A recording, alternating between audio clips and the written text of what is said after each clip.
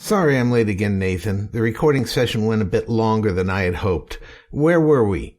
Right. I hope I'm not coming across like a whiner when I talk about my childhood, because I really am not trying to. It's not my father's fault that he got deployed, and it certainly isn't my brother's fault. Mom did the best she could. No need to explain, Birch, really. I can tell just by the way you say things, what you really feel. So when your brother left for Spain, you were 10, you said? Yes, I was basically left alone, and as is typical, I made up a friend. Why she was a panda, or even a she, I don't know. I named her Shilo. Why Shilo? I think because my tutor around that time was teaching me about the Civil War. Sometimes Shiloh's answers were so different from anything I had thought before, I wonder if I might have been slightly crazy. Why crazy? Well, because I treated her like a real person. I talked to her, I played with her, we did a lot together. And her responses, they often surprised me. Such as? Well, like the day I met her. Hello, Birch. Hi, how did you know my name? Oh, I know a lot about you. I've been watching you for some time. I just thought you needed a friend. Yeah, I do. There really isn't anyone here to play with. Well, if it will help, I can play with you. Okay, what's your name? What do you think it is? Shilo? Yes, I think that will work. Yet you say she was imaginary. Well, she had to be. She never told me her actual name. Shilo was just what I called her because I had to call her something, and nobody else could see her. She always seemed to disappear whenever somebody else was there. In any case, she really did help a lot. Until the day she left me. When was this? Right after I got involved with my karate teacher, Roger. How did you get involved? Well, after Dan got deployed, my mom tried to get me involved in things. It was difficult, though. Because the public schools were too far away from the base, she had tutors come in to teach me. Wait, you said tutors, plural? Yes, most of them were either spouses of servicemen or other staff. None of them could stick around for very long, though, because of various reasons. I never had the same tutor for longer than a few months. Then the base allowed one of the servicemen there to begin giving karate lessons, primarily for other servicemen and their spouses. My mom didn't like the fact that I spent most of the day indoors talking to myself. She heard me talking to Shilo a lot. So she thought a bit of physical activity would do me some good. This was about a year after Dan left. Oh, so you stayed at the academy then? Mom and Dad thought that was best. After moving around so often, with Dan now gone, they wanted me to have some type of consistency. The karate teacher was about the same age as Dan, 22, fully accredited. Mom asked if he could teach me as well. He hesitated at first, but then consented. Turns out I was really good at karate. Whether it was because I had the attention of someone, or I was simply naturally good at it, didn't matter. Within a few weeks, I had learned things that others took months to learn. He was even considering sending me to a tournament. So, after you started karate, your imaginary friend left you? Well, that's the strangest part. It's like she knew what was going to happen.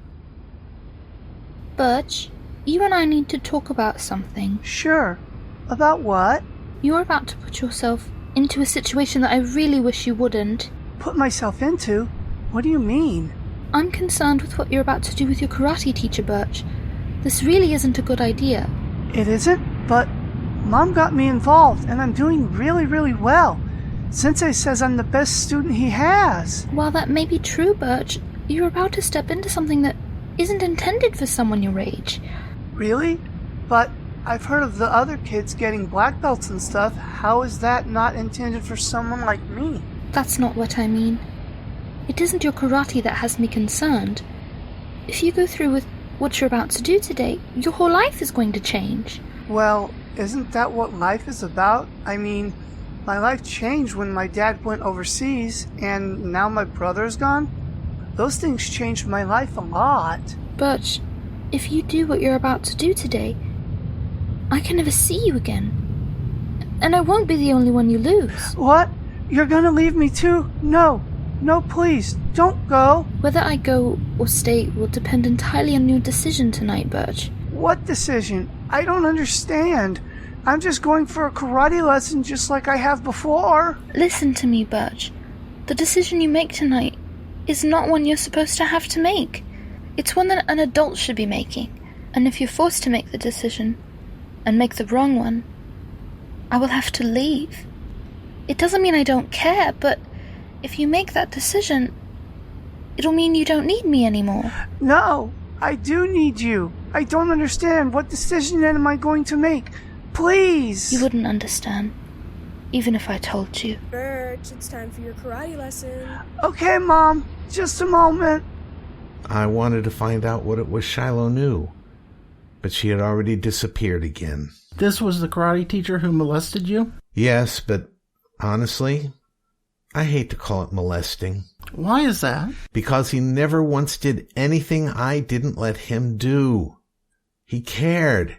He gave me attention, something I was craving. He told me several times that if anything he did felt wrong, to stop him. And I didn't. I craved his love too much. It's not his fault I let him do it. It wasn't his fault I made the wrong decision. It was mine. Shilo was right. I lost not only her, but my karate teacher as well. How do you figure that? If I had not gotten involved, maybe he would not have been arrested. I think you go too far there, Birch. Remember, he was arrested for the possession of child porn, not for molesting you. No one ever found that out. Yeah, you're right. But I can't help blaming myself. I mean, after we got involved, I didn't really care about karate. I went to the lessons, yes, but we never did any karate, so in that sense, I did lose my karate teacher. And after he was arrested and they found someone else to give the lessons, well, I was never good at it after that. Whenever I went, all I could think of was Roger and what we did. I think Mom noticed I wasn't as enthused about karate and got me piano lessons instead. I guess I ruined myself for karate. Really, Birch? Aren't you delving back into that self-hatred we were working on earlier? Yes, you're right. I'm sorry. I guess I still struggle with that. No one can fight what's in their heart, Birch. You cared about Shilo. You cared about your teacher. You still do. There's nothing wrong with that. Then whose fault was it if not mine? Birch, remember, your karate teacher could have stopped himself. He should have stopped himself. Instead, he put the burden of the decision on you, something you were ill-prepared to handle. I guess that's true. So why don't I hate him? We don't always hate the people that harm us. Often we let our emotions blind us to the actual good or harm someone is doing to us. So you're saying I should hate him? No, you shouldn't hate him. Hate is far too strong a word. A disappointment, perhaps, is the better way to say it. You put your trust in him, and he disappointed you by doing you wrong. Yeah. Yes, that makes sense. He did disappoint me that he was looking at child porn. I thought I was the only one and that he did it because he loved me, only to find out it wasn't just love. And as a result, I no longer cared about karate. So you never saw your imaginary friend again? Never. I wish I understood why. Young child with dreams, dream every dream on your own. When children play, seems like you end up alone. Papa says he'd love to be with you if he had the time. So you turn to the only friend you can find there in your mind. Shilo, when I was young, I used to call your name when no one else would come. Shilo, you always came and we'd play. Older man with fire, something said he understood. I wanted to fly. He made me feel like I could. Held his hand out and I let him take me, blind as a child. All I saw was the way that he made me smile. He made me smile. Shilo, when I was young, I used to call your name when no one else would come. Shilo, you always came and you'd stay.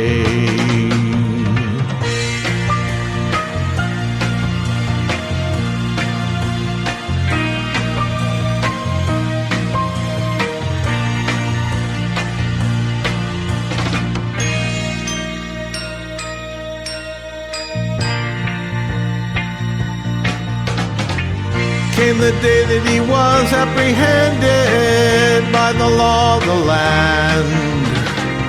He is gone and I know that you'll understand. I understand. Shilo, when I was young, I used to call your name when no one else would come. Shilo, you always came. Shilo, when I was young, I used to call your name